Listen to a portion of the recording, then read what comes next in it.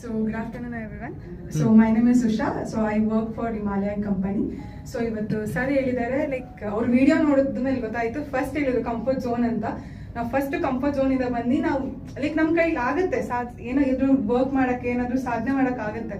So first ಅವ್ರು ಹೇಳಿದೆ ಅದು ನೀವು ಕಂಫರ್ಟ್ ಝೋನ್ ಇಂದ ಹೊರಗಡೆ ಬನ್ನಿ. ಕಂಫರ್ಟ್ ಝೋನ್ ಇಂದ ಹೊರಗಡೆ ಬಂದ್ರೆ ಮಾತ್ರ ನಿಮಗೆ ಗೊತ್ತಾಗುತ್ತೆ ಏನ್ ಮಾಡ್ಬೋದು, ಅದರಿಂದ ಏನೇನ್ ಸಿಗುತ್ತೆ ಅಂತ. ಸೆಕೆಂಡ್ ಪಾಯಿಂಟ್ ಹೇಳಿದ್ರು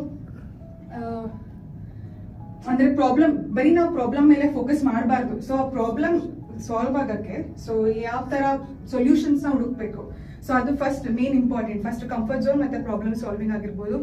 ನೆಕ್ಸ್ಟ್ ಇರ್ಲಿ ಯಾವ್ದು ನೆನಪಿದೆ ಇರ್ಲಿ ಜನರಲ್ ಆಗಿ ಬರ್ತದೆ.